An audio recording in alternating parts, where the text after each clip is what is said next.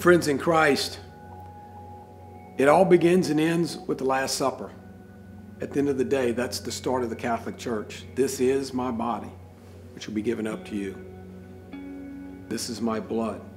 My brothers and sisters in Christ, having been many faiths or studied many faiths in my life, we have 35,000 faiths in the world today. There's no way we can have 35,000 truths. If you and I lived in the day of Jesus Christ, we would have been one of two faiths. We would have either been a Jew or we would have been Catholic. Now stop, make sure you understand. The word Catholic, if you translate it literally, which is how we should translate it, means according to the whole. It became so popular, it became universal. You go back to the Acts of the Apostles, and if you read the first couple chapters, what it'll tell you is in the Acts of the Apostles is that if you do these four things, according to the whole of these four things, you go to one person's house, you break bread, you listen to the apostles, and you sing psalms, you were no longer considered Jew, but Catholic. How do you and I know this? My brother and sister in Christ, first, translations are as they are. The word means according to the whole. There's a letter written by a saint called Irenaeus, and he writes it in about the year 100.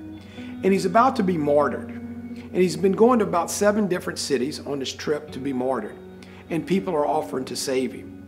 And what he says is, no, this is the destiny that's been planned for me. This is the destiny that the courage of Jesus Christ has been given to me to fulfill, so that I could prove to Christ, if you will, my loyalty to him. In his letter, he actually uses the term, the Catholic Church. He writes it as a noun, saying if you're looking for Jesus Christ, look for the bishop, and if you find the bishop, you will find him in the Catholic Church. My friends in Christ, the word Christian all came about as a result of us being followers of Jesus Christ. But the method in which we would worship him, according to the whole, is where the term Catholic comes from. It became so popular that it became universal.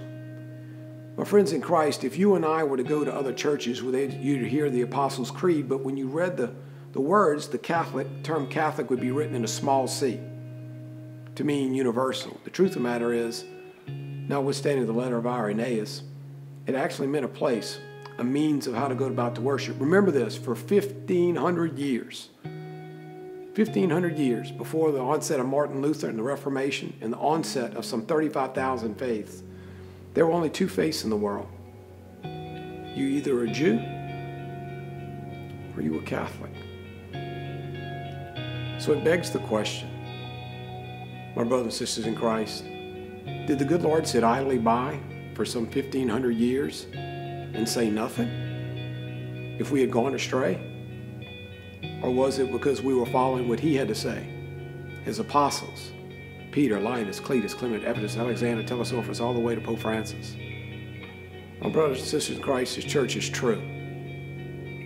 Holy Mother Church, when you make the sign of the cross, make sure you do so clearly and distinctly. There's no more powerful sign in the world. It goes all the way back to the prophet Ezekiel. At the end of the day, there are no apologies for being Catholic. We are followers of Jesus Christ and that of his church. Bless you and thank you, and persevere to the very end.